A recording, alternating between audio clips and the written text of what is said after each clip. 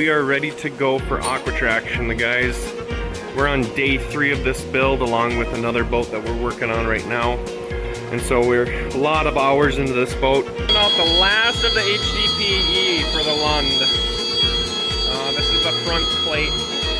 We have a hole for the plug-in for the trolling motor, and then we have a little access hole for stowing the trolling motor pedal. All right, we got the Lund approved.